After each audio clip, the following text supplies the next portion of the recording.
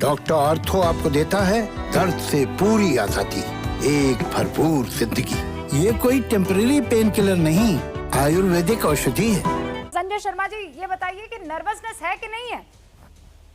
बिल्कुल नहीं। 10 साल जनता के लिए जो काम हुआ है, उस दिव्य चेतना से बंगाल की जनता ओतप्रोत है और आने वाले तो ये बताइए कि सीट बदली क्यों?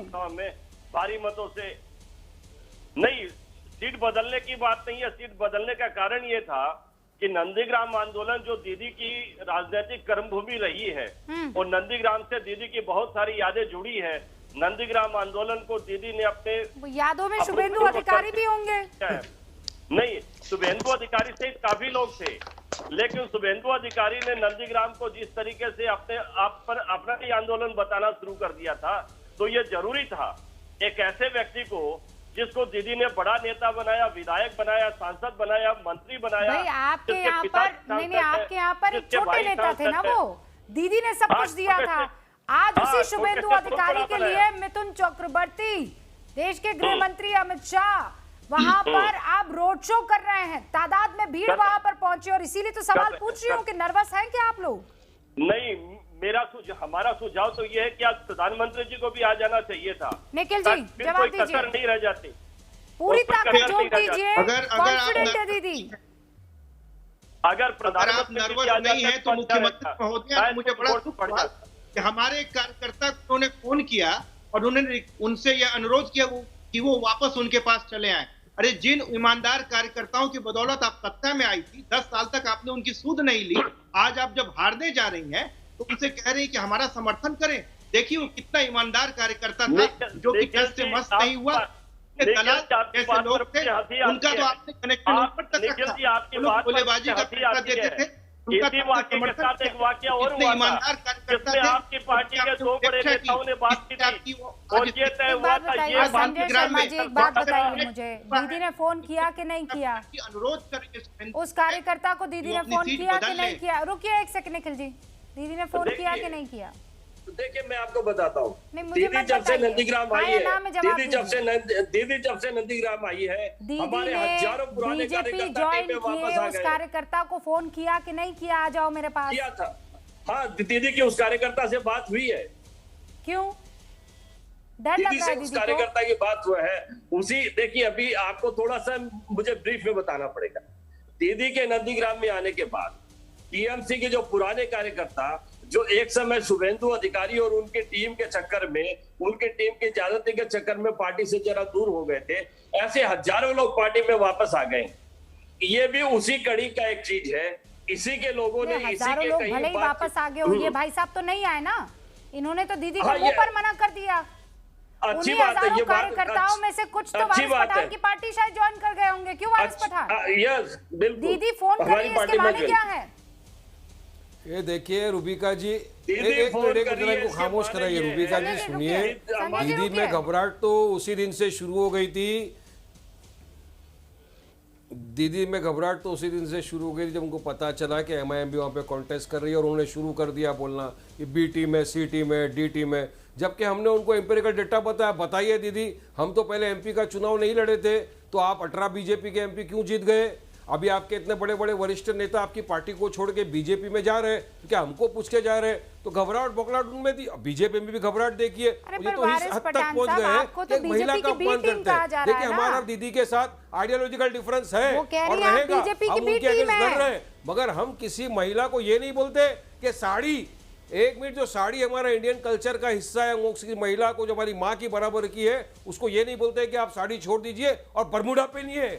ये महिलाओं का अपमान नहीं करते। चुनाव लड़िए, आइडियोलॉजिकल डिफरेंस होना चाहिए, हमारा भी है, डेमोक्रेसी में एग्री टू डिसएग्री होना चाहिए, मगर इस हद तक गिर के, इस हद तक ऊंचाई पर जाकर अब चुनाव लड़ने की बात कर रहे हो। देश देख रहा है कि महिलाओं का किस तरह आप अपमान करते हो। और उसी दिन नीतीश ने वहां पे दिखा दिया बिहार की असेंबली में किस तरह महिला एमएलए को मारा गया था। तो ये देश भूलेगा नहीं। हमारी महिला एमएलए को इस तरह अगर मारेंगे तो आम नागरिक का क्या होगा देश में? बेटी बचाओ, बेटी पढ़ाओ, कैसा पढ़ाएंगे? जब बेटियों को लाठियों से मार रहे हो आप लोग, कैसा पढ़ाएंगे बेटी को? कैसा बचाएंगे बेटी को आप? ये चुनाव में सब लोगों ने देख लिया, देश ने इनका असली चेहरा। ये बीजेपी के प्रवक्ता को माफी मांगनी चाहिए, के बोलने के लिए साड़ी छोड़िए, बरमूडा पहनिए। अगर कोई इनकी माँ बहन को कहेगा कैसा लगेगा?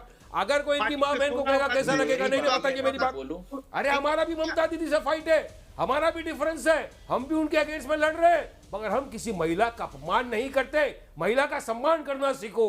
पहले महिला का सम्मान करो, उसके बाद चुनाव के अंदर आओ और लोगों को जवाब दो। विकास के लिए क्या करोगे आप? जवाब दो लोगों को। लोग जवाब मांग रहे हैं। रोजगार के लिए क्या करोगे आप? पाकिस्तान, अरे क्या पाकिस्तान को भूल जाओ, पाकिस्तान को छोड़ दो।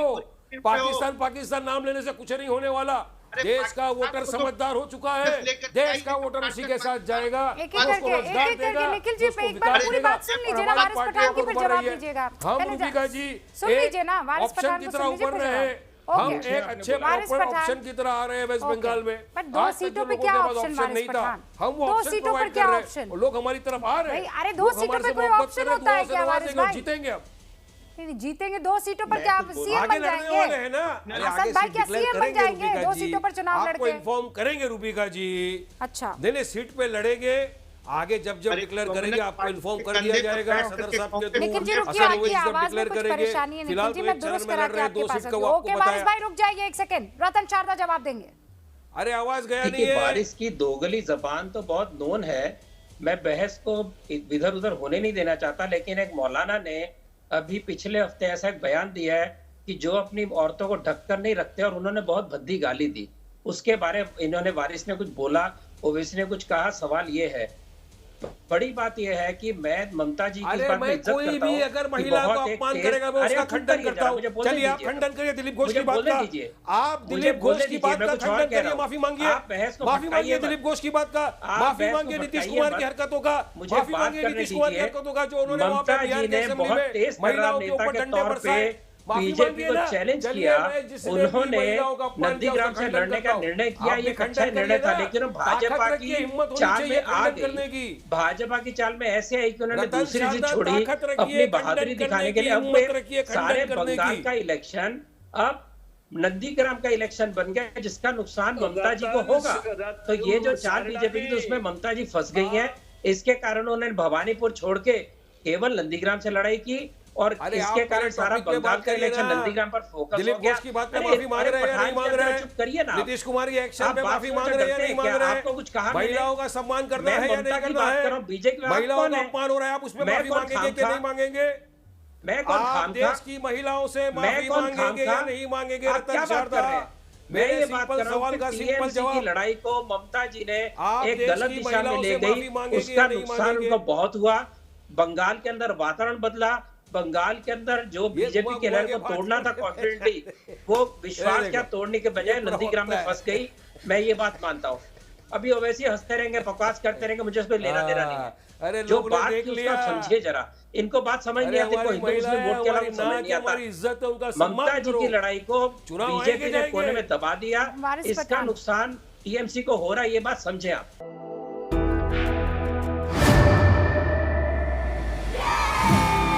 घुटना, कंधा या कमर, चाहे जैसा हो दर्द, डॉक्टर ऑर्थो आपको देता है दर्द से पूरी आजादी, एक भरपूर जिंदगी। ये कोई टेम्परेरी पेन किलर नहीं, आयुर्वेदिक औषधि है।